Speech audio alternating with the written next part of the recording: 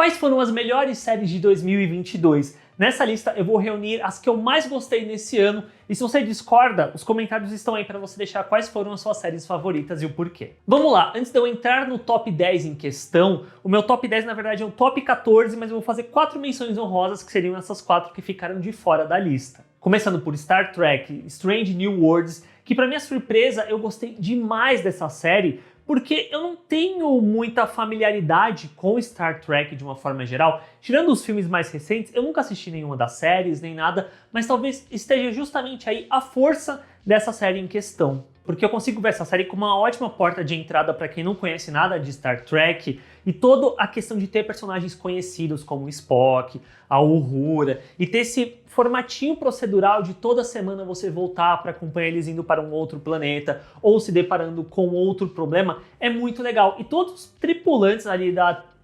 tripulação do Capitão Pike são muito legais. E vale a menção mais do que honrosa pro cabelo do Anson Mount, que é assim, ó, lindo demais. Uma outra série que eu adorei esse ano, que não chegou na lista de 10, é Sandman, que depois de anos tentando ser adaptada, encontrou na Netflix ali o lugar ideal para ser adaptada, trouxe a escalação perfeita para ser o Morpheus, para ser o sonho, né, a personificação do sonho, que é o Tom Sturridge, e eu gosto muito da série ali até o 6º episódio, sabe, que ela tem um arco muito bonitinho, muito legal, quanto mais se envereda ali para o fantasioso, pro obscuro, para falar sobre humanidade, eu gosto muito. É só uma pena que dali do 7º até o final da temporada, a qualidade decai um pouco narrativamente mesmo falando, então talvez esse seja até um ponto que fez essa série não entrar no meu top 10. Mas assim, o 6º episódio para mim é um dos melhores episódios de qualquer série lançada esse ano. A terceira menção honrosa é Pachinko, da Apple TV+, que conta a história de 4 gerações de uma família sul-coreana. Tem vídeo aqui no canal, vou deixar no card caso você queira saber mais sobre a série, mas assim, é muito interessante como ela remete até um pouco de This Is Us, mas acaba não sendo, porque traz temáticas como pertencimento, terra natal, desenvolvimento de família, que traz um contexto histórico muito interessante para dentro da série. E também conta com o fato de que uma coisa que me marcou demais nessa série é todo o simbolismo em torno do arroz que vai sendo desenvolvido, e quando vem a conclusão disso e você entende, você sente, é um impacto emocional muito grande. E é uma série que tem uma abertura ótima. É a outra série, tem 2 séries desse ano que me vem na memória, que tem excelentes aberturas de seus personagens, de seu elenco dançando. E Pachinko é uma delas. E a última menção honrosa é Andor, que possivelmente é a obra mais madura que Star Wars já entregou, que deixa de lado o fanservice, os sabres de luz,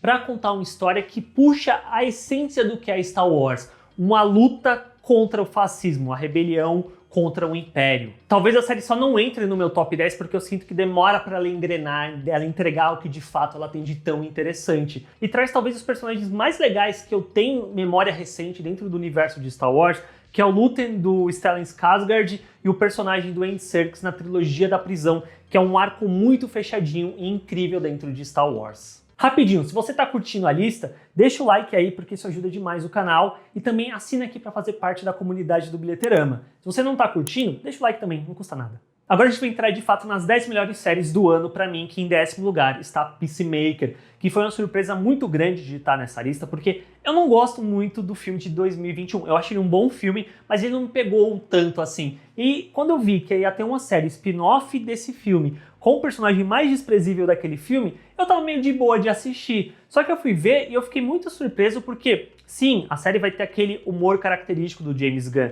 que é violento, que é imbecil, por muitas vezes juvenil, que me pegou, que me peguei assim divertindo vendo isso, mas também ele tem algo a mais, ele tem toda uma desconstrução desse personagem muito bem interpretado pelo John Cena, que explora toda essa masculinidade absurda que esse personagem tem de forma subversiva, e que vai explorar toda uma questão envolvendo família, seja aquela de sangue, seja aquela que escolhemos ter pra gente. E é muito sintomático essa série aparecer pra mim aqui no top 10, porque nenhuma das séries que a Marvel lançou nesse ano de 2022 sequer eu acho que alcança um espaço dentro do meu top 10, infelizmente.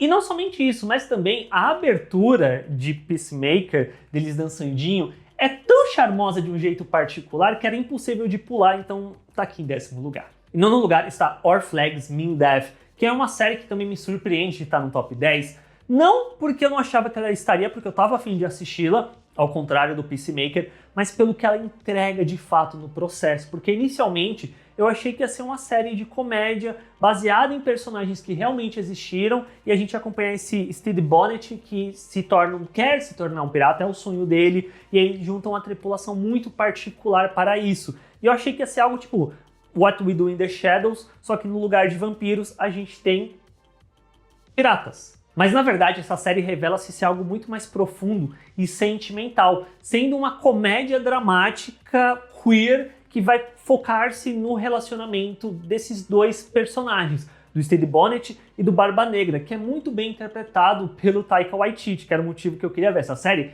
era porque tinha o Taika. Então foi basicamente, venha pelo Taika, fique por todo o resto, porque é uma série que eu sinto que ela demora um pouco para entregar o que de fato ela é, mas quando ela entrega, ela vai crescendo e ficando cada vez melhor ao longo dos episódios e ficando cada vez mais dramática e você se importando e sofrendo com aqueles personagens.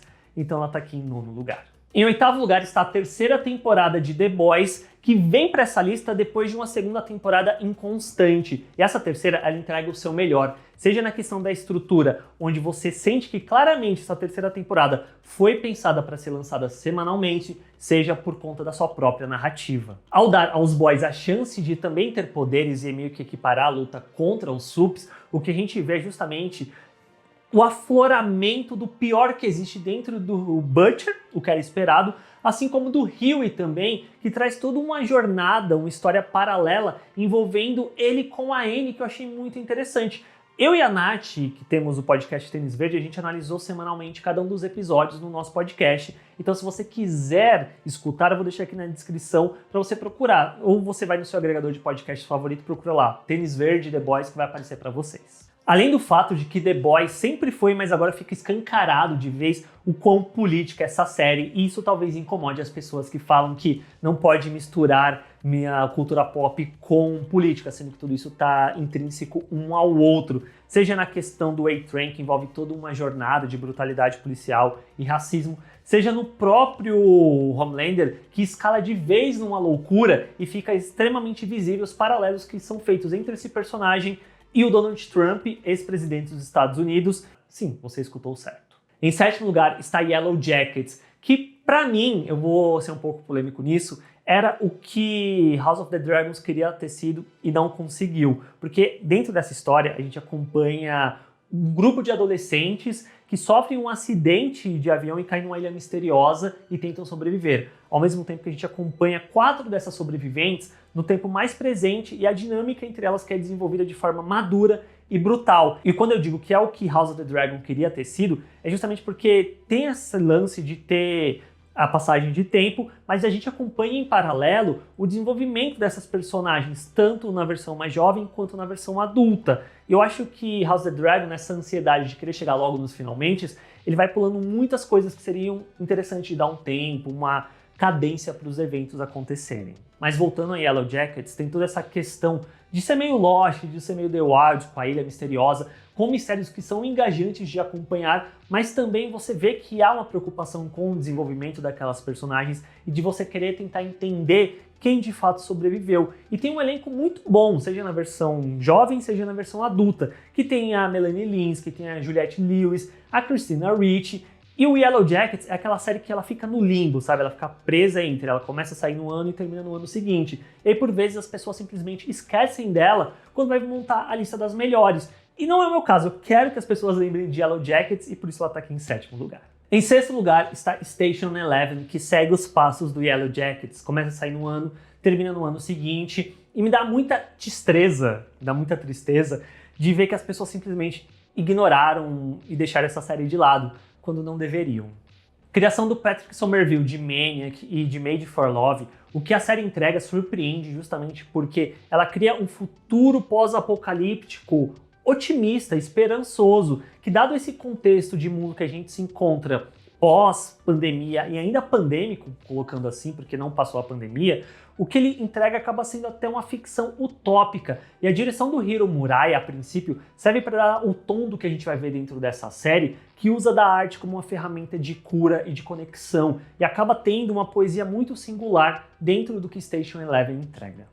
Em quinto lugar está Abbott Elementary, que me surpreende pelo fato de, em pleno 2022, a gente ter uma série de comédia documental falsa sendo lançada. E sendo uma das melhores do ano, que mostra que esse estilo de contar história funciona muito bem quando é bem utilizado.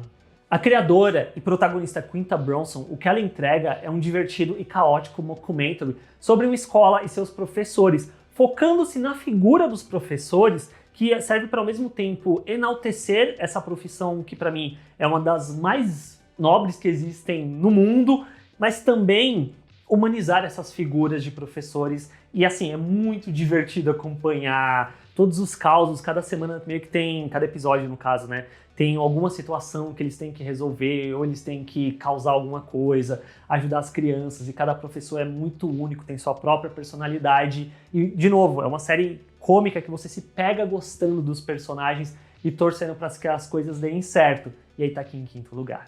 Em quarto lugar está Entrevista com o Vampiro, que é uma série que não dava muita bola, sendo sincero, mas que, de novo, parece que essa lista é só de séries que me surpreenderam, então entraram no meu top 10, mas não é isso. Todas têm qualidades muito além de apenas serem surpreendentes pra mim, porque ela consegue contar uma história sobre amor, só que usando como prisma os icônicos vampiros da Anne Rice. Esse amor é trabalhado tanto da forma mais carnal, que a gente vê da relação entre o Louis e o Lestat, e do relacionamento abusivo, tóxico que existe aí, mas também desse amor mais familiar, dessa busca por encontrar uma família, por encontrar um acolhimento, que traz, por consequência, um desenvolvimento da imortalidade como uma maldição pelos olhos do Louis, dele não envelhecer, mas ele ter que se afastar da família no processo. A produção da série ela é impecável, ela alterna entre o início de 1900 e os dias atuais, e algumas coisinhas ali pelo meio, e tem um elenco muito bom, encabeçado pelo Jacob Anderson, que estava em Doctor Who, mas ele fez um personagem tão sem sal, tão sem graça, que quando eu consegui associar que era o mesmo ator, eu fiquei chocado porque ele está muito bem.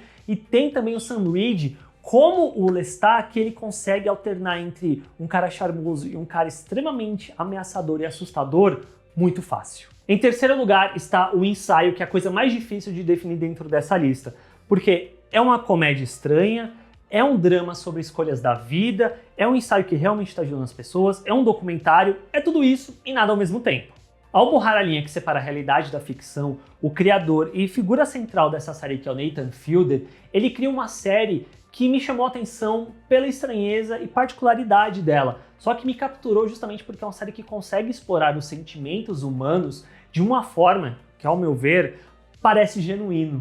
Além disso, era uma série que a cada episódio, que ela vai ficando cada vez mais metalinguística e ficando cada vez mais complexa, você vê que o nível de produção é muito grande, seja por parte da equipe e do elenco que tem que ir atrás, e dos horários para fazer as coisas acontecerem, e atrás dos cenários. A montagem dessa série deve ter sido inacreditavelmente difícil, ao meu ver, para criar uma narrativa coesa para você acompanhar, que assim, eu adorei demais a cada episódio novo que ia saindo dessa série, e ela tá aqui em terceiro lugar, levando a medalha de bronze. Em segundo lugar está The Bear, e se tem uma palavra que define essa série pra mim, é caos. Porque a gente começa acompanhando a história desse restaurante, que não tá indo muito bem das pernas financeiramente e tal, e o Carme, que trabalhou no melhor restaurante do mundo, vai para esse restaurante para tentar ajudá-lo a se reerguer, já que ele assume o restaurante depois que o irmão mais velho dele, que era o dono, acaba morrendo.